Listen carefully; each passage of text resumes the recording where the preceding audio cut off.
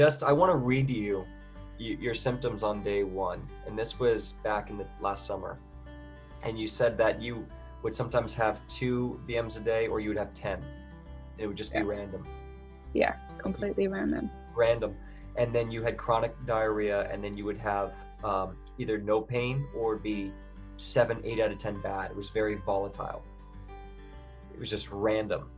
And sometimes you would sleep through the night, sometimes you wouldn't, and you'd get cold or something would wake you up and you couldn't sleep.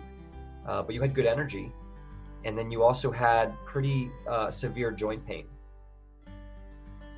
And that was just what you were living with, right? And so hearing where they are now, what's up? Where are your symptoms now? Well, I have 1 BM.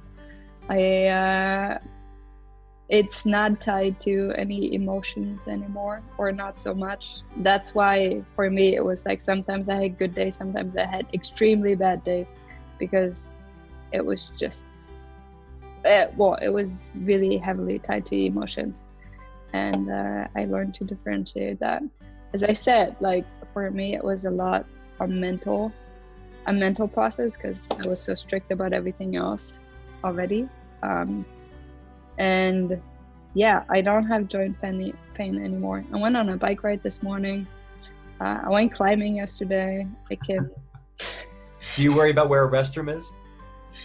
No, that's the craziest thing. My friends are still used to that. Every time we go somewhere, they're like, oh, there's a bathroom over there. I was like, guys, I'm fine now. Like, I don't need this. So I think for me, it actually started when I was 12 years old.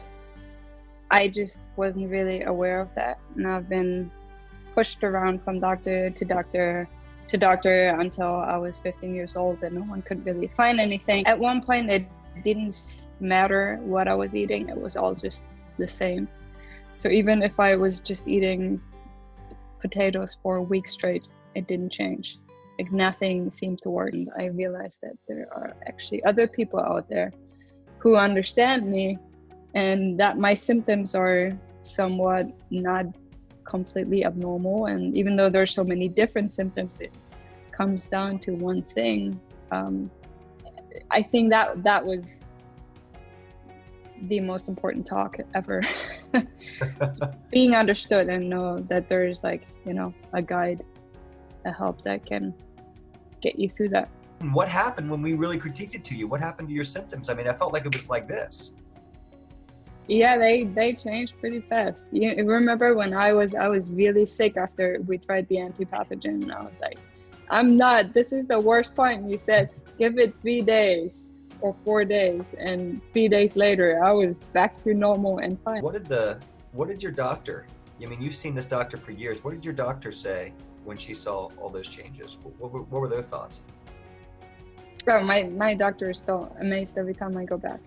Like, they're like, this is unbelievable. And she keeps on asking me more and more questions, and sending patients your way. And they're still like, the whole facility where I go to, they still cannot believe it. Like, they share my blood work there. Because like just within like 3 weeks, I got so much better. In the beginning, like I used to come in every 3 or 4 weeks to get my blood work done, and they're like, this is unbelievable, you're the healthiest person like in this room.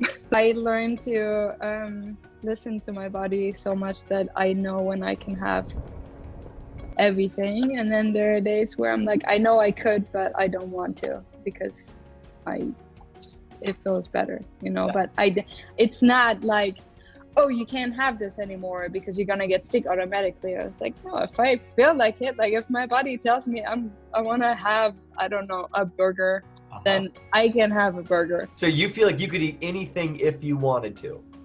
Yes, if I want to, I could eat anything right now. But I also know where the limit is. I can just like be spontaneous now and like go to places or go to bars or like have a social life and do things I always just dreamed of in my head, but I physically could never do them. And I have a whole bucket list with like 140 things I always wanted to do in my life, and now is the time where I can finally cross them off. And there are simple things like take a walk around the block, walk to my college like by foot. That's something I live so close, but I never managed to walk there. But like, and those are the tiny things that bring tears to my eyes and people don't understand. And I was like, listen, I have never been able to do this my whole life, but I always dreamed of it.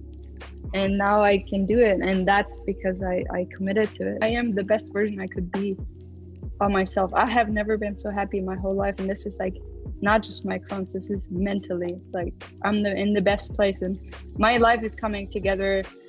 I couldn't be happier right now. What would you say to anyone out there who's wondering if they should get in the S.H.I.E.L.D program or wondering what the secret is and how you succeeded? What would you say to them? There is no secret. It's all an open book, what we're doing. The secret for me was listening to myself and finding my own way, because there is no way that heals everyone. You know, we're all individuals and we all have a individual response to things, and even though it's one common disease, there are multiple ways of healing. And I think we're our own best doctor, because we feel and we can look in ourselves like no one else can. So I think, and the other part is it's a mental process, like committing mentally to it first, and then no matter how hard it gets, you can just pull through.